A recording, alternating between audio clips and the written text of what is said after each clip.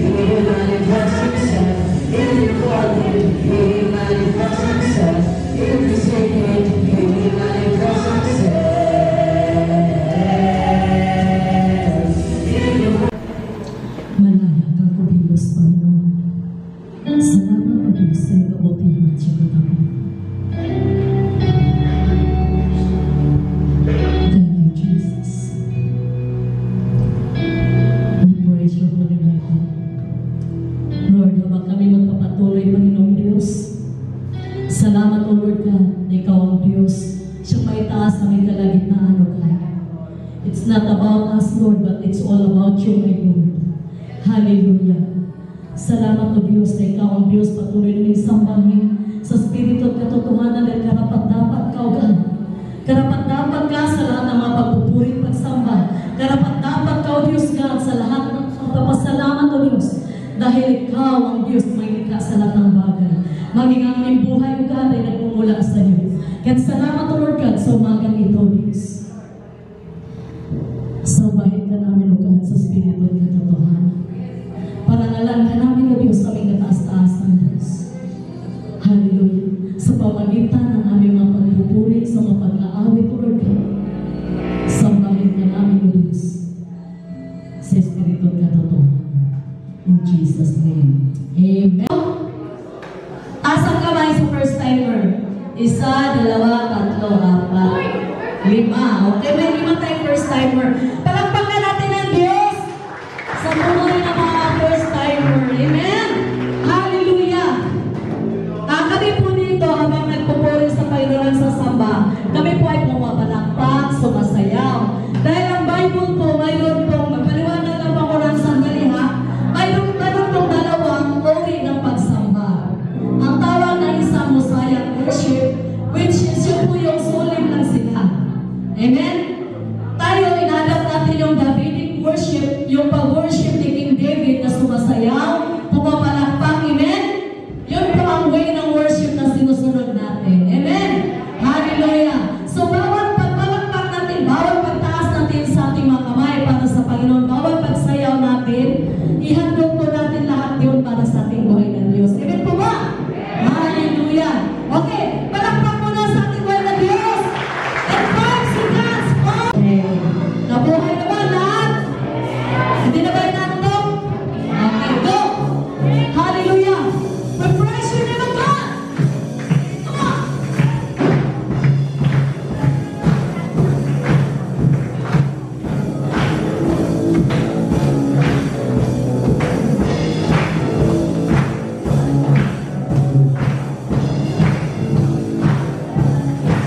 You are here as we let you run. You are riding on our praise. Be enthroned over everything. You are seated in our praise. Yes, as we praise, well I can hear the change as your presence now in the wind. Hear the sound of the broken chains, breaking those of the open out, everybody singing out, I am free. Turn it up and shout your praise, make it louder than any other. Lift me up and shout it praise, lift me up and shout it praise.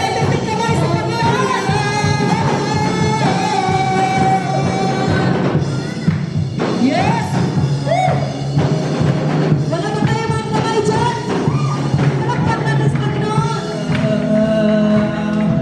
Your praise comes down. Yes! Come on, sabay-sabay tayo. Your praise comes down. You are running on our praise.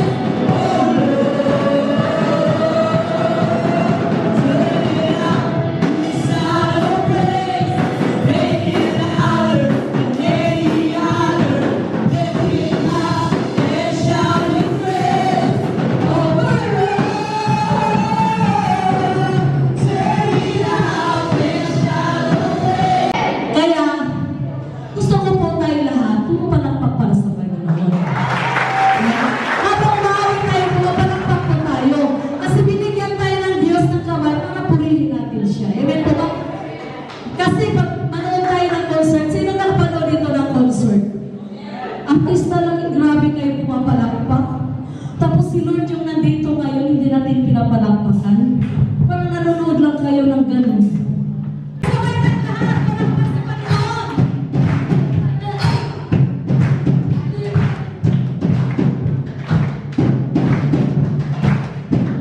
Everything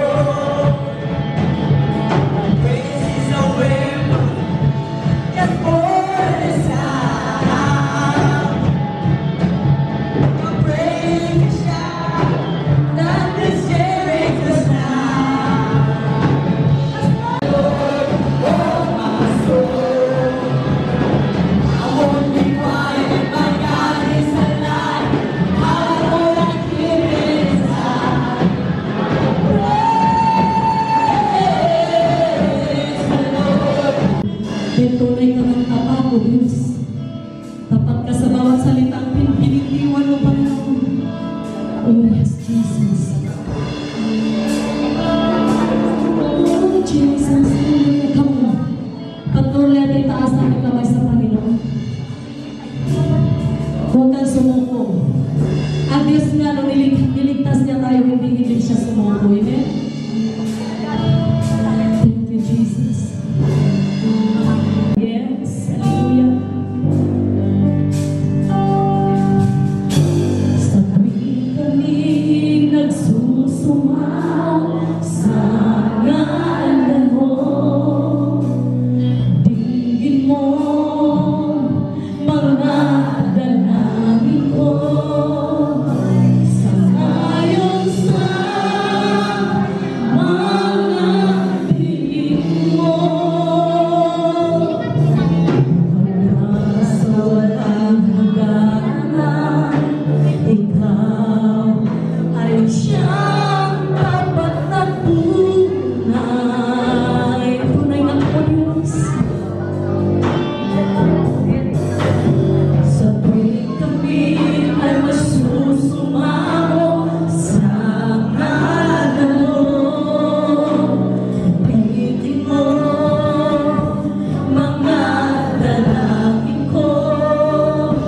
Sangayon sa mga piling mo, tunay ka lang tapat mo. Di ka nagbabago, wala sa simula, pagkas ako'y ikaw lamang, Jesus.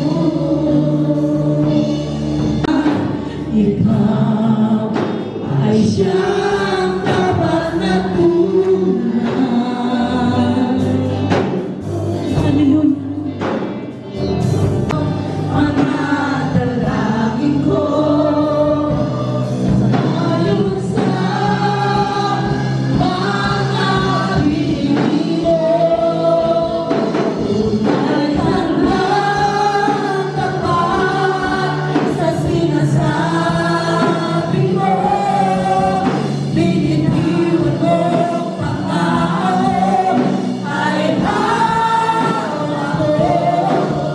Di ka nagbabago, buhat pa sa simula, ang pag-asa ko'y ikaw lamang, Jesus. Ay hawak ko. Di ka nagbabago, buhat pa sa simula, ang pag-asa ko'y ikaw lamang, Jesus. Tunay ka lang. As for forsake us, O God. Salamat, Panginoon. Salamat, O Diyos, na natili kang tapat, O Diyos, sa mga buhay namin, Panginoon. We worship you, Lord God, in spirit and in truth. Ikaw ang Diyos na banal. Banal ka na, Diyos, namin pinaglilingkuran. Banal ka na, Diyos, namin sinasamba, O God. Diyos na mga Diyos, ng hari ng mga hari. Oh, all come before us, and all who will believe, will sing this song of ages to the Lord. Your name is the highest, your name is the greatest.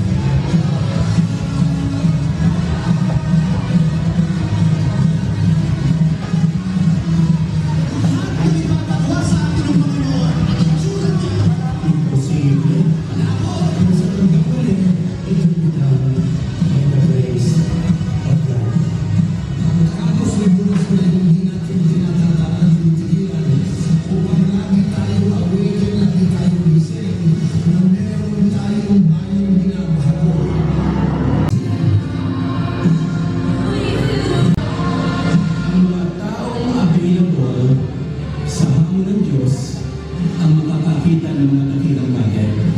We are mentors sa hero of the darkness. Wala akong makakapag-harvest. Listen to this. Kung walang isisan. So today, is our subject. Preserving Jesus through winning people and making disciples. Ayun na! Ayun na!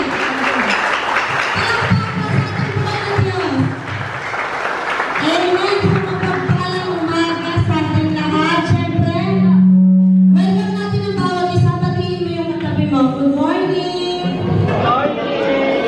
Yung mga inaantok, tapik-tapikin mo. Gurutin mo para mag-isip. Kamay, sino si Christian? Invited by Ruby sa network ni Kylie. Palakpakan natin ang Panginoon. Si Darin Saga, invited by James. Sino si Darin? Taas kamay para makita natin yung mga kagwapuhan nila. Oh. Next, si Arwin, invited by John Luke. Nakanak, John Luke. Sino si Arwin? Hindi ko nakita. Nasa? Nasa labas? Si Darwin, invited by Mark Bonoy. Sino si Darwin? Amen. Si John Ivan, invited by Charles. Si Armenia, invited si Justin. Sino si Armenia? Welcome. Si Renz and Angelo. Renz and Angelo. Invited by Justin ulit. Sino yan? Wow, welcome po. Next, si Paula, si Chad, and si ano to? Saint? Si Paula, si Chad, si Saint. Invited ni Galian. Wow, sino sila? Welcome po. Si Sean. Kay Galian din to, no? Ayan, sino si Sean? Ayan, welcome. Si Bira ba to? Bira? Si Bira Danica, invited ni Kylie. Ayan. Next, si Ronaldine, invited by Syra. Welcome. Si John. Present God, Father in heaven and earth, thank you so much sa panahon opportunity, Panginoon, na pinagkalabas sa amin sa mga pray ko, Panginoon, maraming salamat, Panginoon, sa lahat ng nagbigay pa sa regal. Kaya patuloy, Panginoon, mabalisan ng digdig at siksik ng kapal. Maraming salamat kayo sa patuloy ng mungunat mag-ari sa pangalan ni Jesus. Everybody say, Amen. 1, 2, 3. Happy to serve! Ready to serve! Serve like a serve! No retreat! No surrender! Walang iwanan, tuloy ang laban sa pananampalataya! Hindi ako takot! Hindi ako tuwag! Hindi ako sukuwi! No fear! My future class RCC Las Piñas. 1, 2, 3. Woo!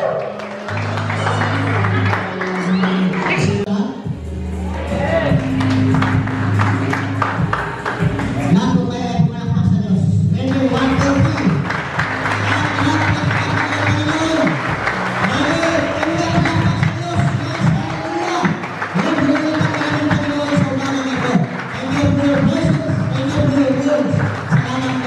In Jesus' mighty name I pray.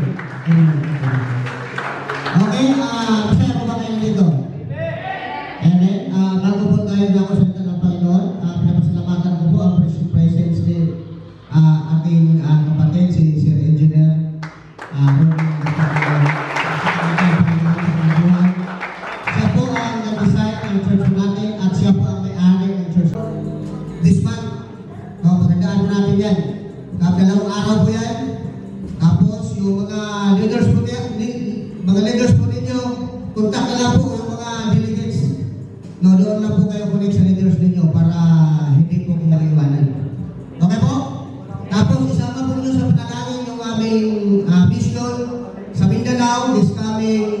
naman yung flight po namin.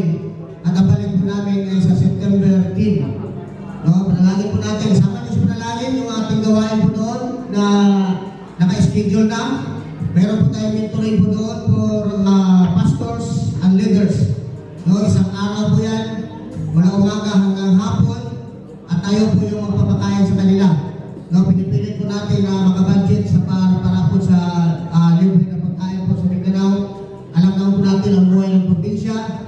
No, kaya pinipilit po namin na masuplayan po, no, masuplayan po natin yung kanilang pagkain, lunch and snack, no, sa mga pastors and leaders.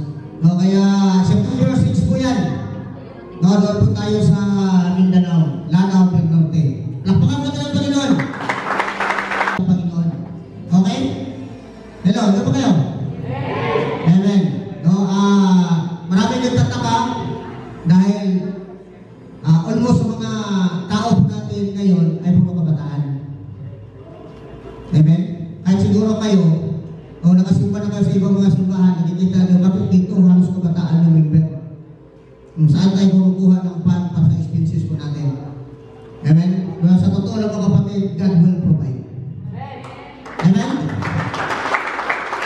Natingnan natin, kung dito kayo titingin, sigurado kung iba yung leader ninyo, no, mag-isip na kung paano kayo ito ituloy yung gawain na ito ba estudyante, ano lang yung opera nila, yung dance nila, magkano lang.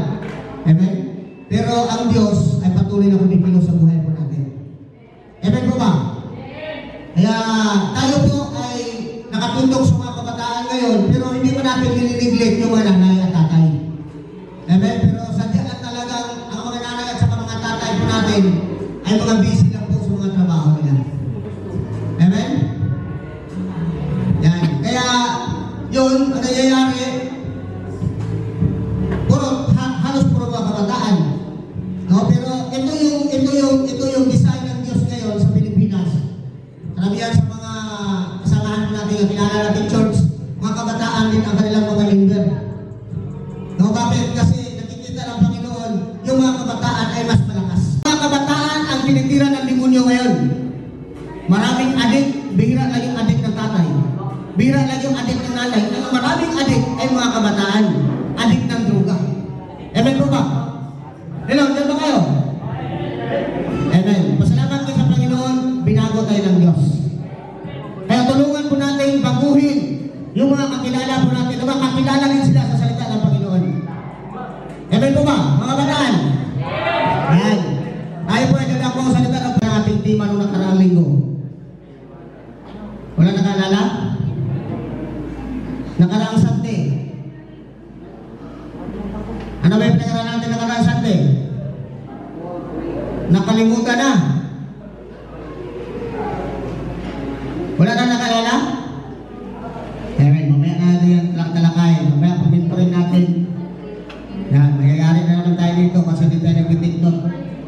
Ito po yung pag-aralan po natin dito ngayon. Diyos at kayamanan. Basahin po natin. Ready, 1, 2, 3. Yan. Ang kayamanan ay nanggagaling sa Diyos. Hindi ang Diyos ay nanggagaling sa kayamanan. Amen po ba? Kaya po ngayon sandaling pipigit at manalangin. Panginoon, salamat po Diyos sa oras po ito. Tinataas po namin sa inyo, Panginoon, ang gawain na pinagkatiwala mo sa amin. Thank you for your presence. At salamat, Lord, na yung presensya ay patuloy na kumikilos sa aming kalagitnaan ngayon. Buksan mo aming mga puso't isipan na ito, O Diyos, mga salita na aming pag-aralan ngayon ay hindi babalik sa iyo na walang kabuluhan. Kung hindi ito, Panginoon, ay maging gabay po namin habang kami nag-antay sa pagbabalik. I-bless mo ang bawat isa, kahit yung lingkod, Panginoon. Salamat sa mga salita na lumalabas sa ating mga labi. Ito ay nanggagaling sa iyo at maging pagpapala sa bawat isa.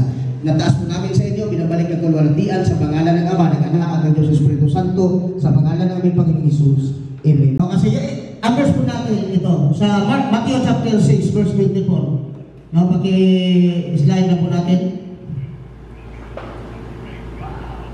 Yan, basahin po natin. Ready, 1, 2, 3.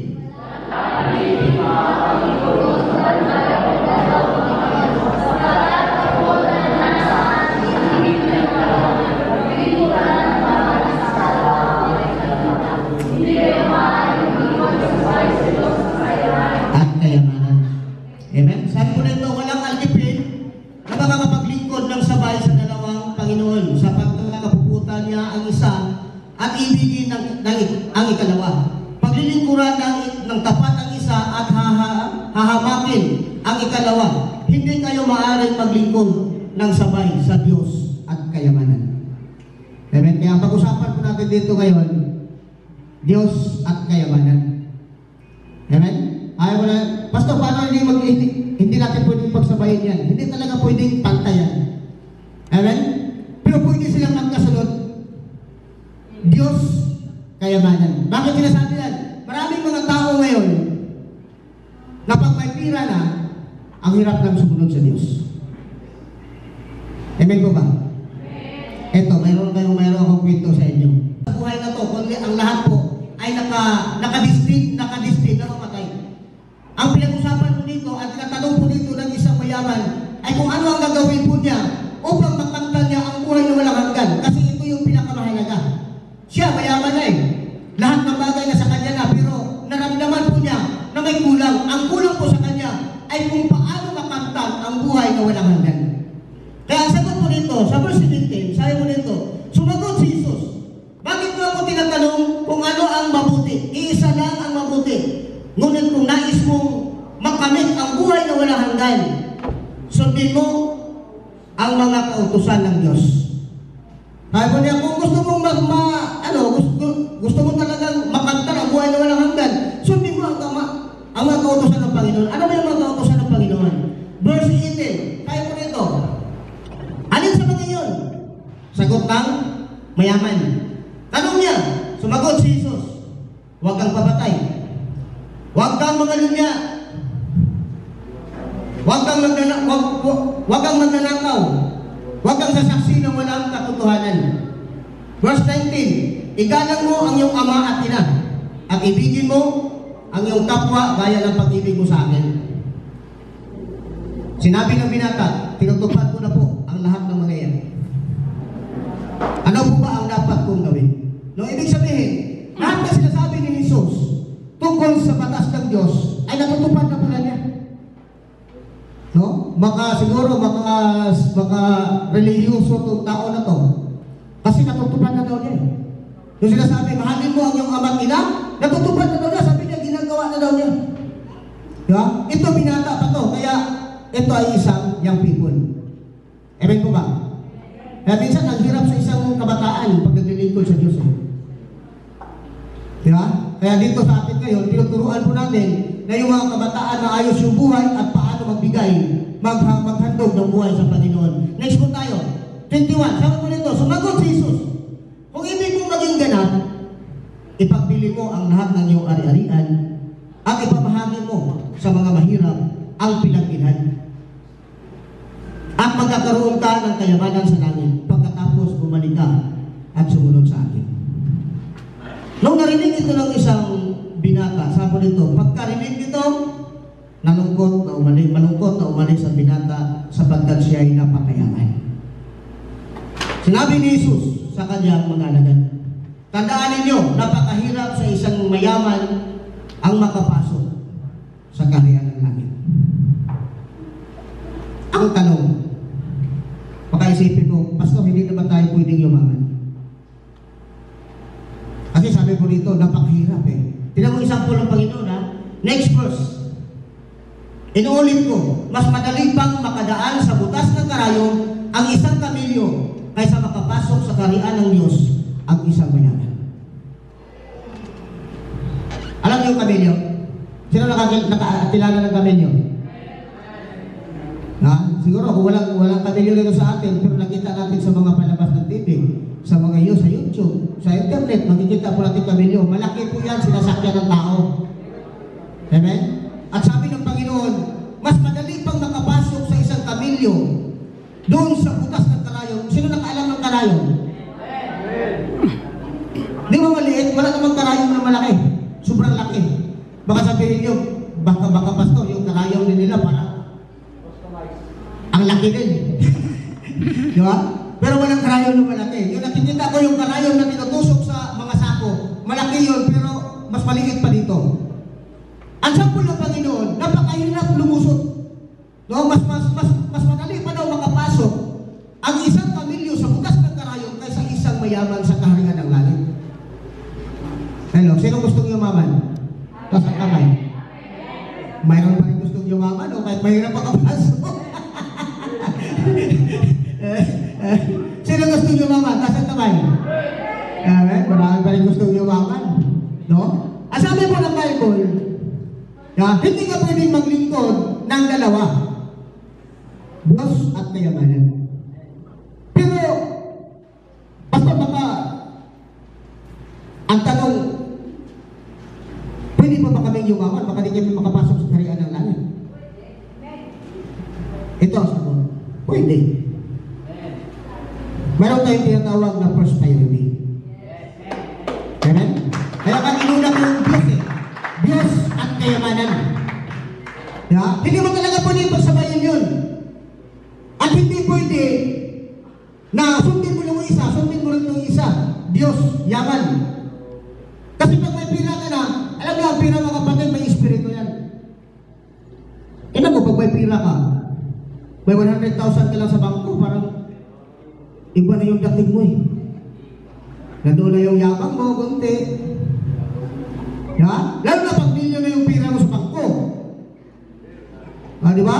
Di ka na basta-basta magsalita. Kaya po dito mga kapatid, tinuro ng ating Panginoon na napakahirap pumasok ang isang mayaman sa kaharian ng langit pag hindi mo sinunod ang Diyos sa buhay.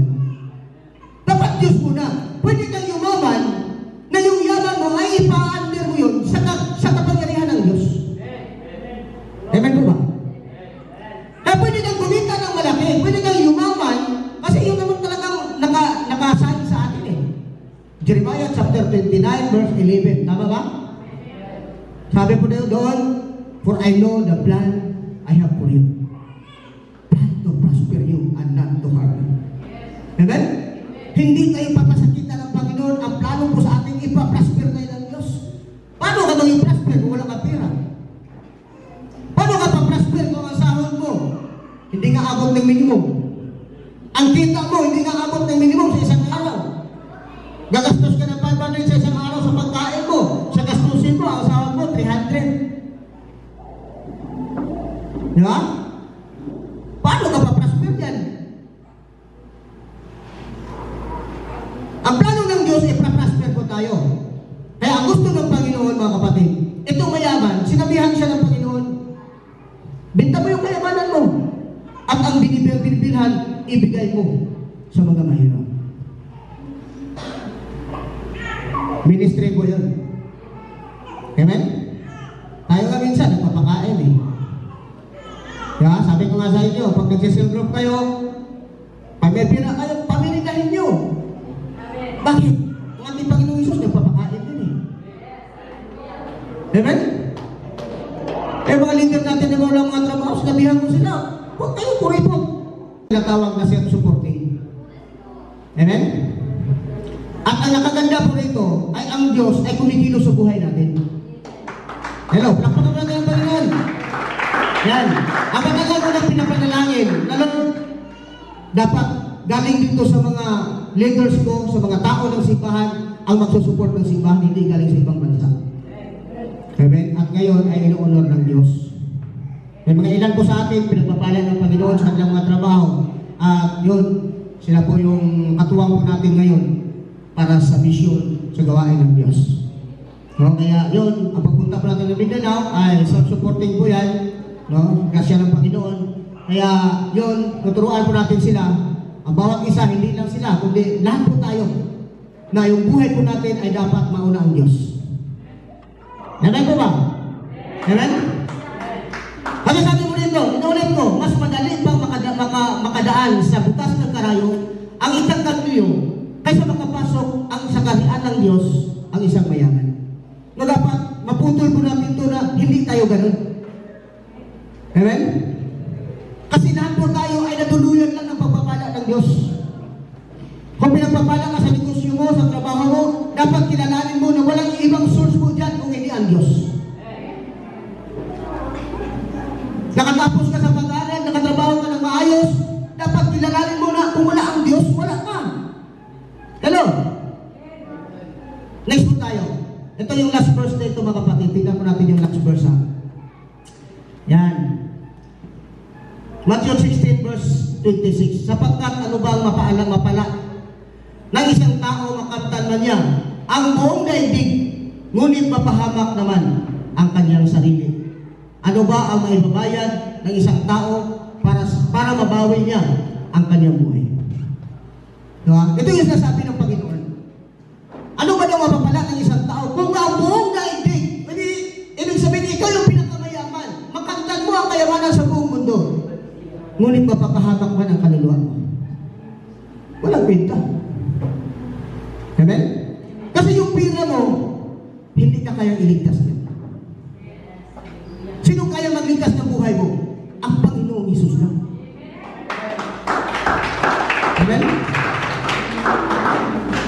Hindi pira mo. Kasi kung pira pag-uusapan, ito mayaman, kaya niyang iligtas ang buhay niya. At kahit dito sa Pilipinas, ang daming mga taong mayaman, namatay pa din. Diba? Si Marcos, sobrang yaman. Anong nangyari? Patay din. Sino pa? Ang dami, di ba? Mga mayaman dito sa ating bansa. Hindi naligtas ng kanilang kayamanan. Amen? Higit sa lahat, hindi makapagbigay ng buhay na walang hanggan ang kayamanan mo. Matuto, bakit? Gagamitin ka ng Diyos sa pag-share ng salita ng Diyos sa ibang tao. Sa pamilya mo, higit sa lahat. Kaya sabi ko dito mga kapatid, balik po tayo dito sa unang verse po natin. Sa 24, ayaw po dito, sa first verse po natin, walang alipin makapaglingkod sa bahay ng dalawang Panginoon, sapagkat kaputan niya ang isa at ibigin ang ikalawa. Paglilingkuran ang tapat ang isa at hahamakin ang ikalawa. Hindi kayo maaaring maglingkod ng sabay sa Diyos at kayamanan. Ang katukoy po dito ng Diyos, kayamanan po natin at yung Diyos. Napakahirap po talaga yan. Amen? Kailangan talaga puspusan talaga. Kailangan talaga puso sa puso yung usapan. Amen po ba? Para po yung isang tao ay makapagtalaga ng buhay sa harapan ng Diyos, no? Hindi maging sakit, hindi maging hindi na maging matakutin. Kasi tinatakot tayo ng demonyo eh. Baka pag sumunod po tayo, baka wala na tayong almusal kinabukasan. Pag sumunod po tayo, pag nakiparte po tayo sa gawain ng Diyos, baka sa sunod ng mga araw, wala na po tayo. O sunod na linggo, wala na po tayong budget. Ang pangailangan namin. Kaya mga kapatiran po natin ito, mga leaders po natin na kaparte po ng pag-share po natin sa renta po dito sa simbahan. Ako'y natutuwa kasi experience na rin nila ang Diyos ng tutulungan sa pangailangan. Kasi isa lang mga kapatid na hinawakan ko, Panginoon, kung hindi mo ino-honor itong gawain na ito, huwag mo na supplyan para matigil na. Di ba? Ganun lang eh. Kung hindi ito ino-honor ng Diyos, imposible supplyan ng Diyos ito. Imposible ipoprovide ng Diyos ang pangailangan ng mga taong nag-commit na maging kaparte sa gawain na ito. Amen po ba? Pero bakit hanggang ngayon sinusuplayan ng Diyos, sinusuportaan ng Diyos, kumikita, nagkakapira para makapagbigay ng kanilang parte sa gawain ng Panginoon? Bakit? Dahil sinusuplayan ng Diyos at ayaw ng Diyos na matigil ang gawain na pinagkatiwala sa akin. Amen? Ayaw ng Diyos na magsamba po tayo sa kalsada. Ayaw ng Diyos na magpupuri po tayo sa puno ng mangga. Amen? Sa probinsya kasi, pwede yun eh. Puno ng mangga. Diba? Sa kanto-kanto, pwede yun. Pero dito sa Manila, parang ang hirap isipin. Magandang tayo. No? Medyo malayo din yan. No? Pero sabi ng Bible, mapana daw ang mga paang naglalakad para sa gawain ng Diyos. Ha? Nalala ko dati kami naglalakad din eh. Diba? Naginto ko na sa inyo. Nakatira kami sa bahay ng bangko sa BF Resorts. Nagbukas kami ng gawain sa San Antonio, sa lugar nila sa Esterdel. Kaya alas 3 ng umaga naglalakad kami. 45 minutes challenge na lakad namin kasi kahit bike wala kami. Wala kami motor, wala talaga, wala, kahit bike na, wala eh. Dumating kami sa Las Piñas. Pero, ang Diyos ay hindi natutulog. Amen? Babaguhin ng Diyos ang takbo ng buhay ninyo. Maniwala ka sa akin. Ang gusto na ng Panginoon, yung puso mo na mabago. Na yung puso na kaya magbigay ng buhay sa Diyos. Yeah? Lord, kung di ako suplayan, Panginoon, di mo ako bigyan ng pamasahe, maglakad ako. Ano ba? Diyos, kayamanan. Hindi po pwedeng kayamanan bago ang Diyos. Yeah? Kaya pinalagi kong pinapanalangin, yung mga nagtatrabaho sa labas, dapat dito na magtatrabaho sa office natin. Para wala na magtatrabaho ng linggo. Wala na magtatrabaho pag ibang araw. Dapat mga araw na para sa Diyos ay para sa Diyos na. Amen mo ba? Amen. Hallelujah. Kaya yun ang gusto ng Panginoon. Pag mauna mo lang ang Diyos, pilitin mo lang na mauna ang Diyos. Kasi lahat ng bagay ay susunod sa iyo.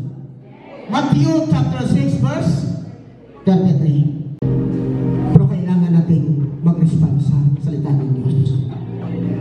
Seek first the kingdom of God and His righteousness, and all these things shall be added unto you. Tayo po natin tumayo.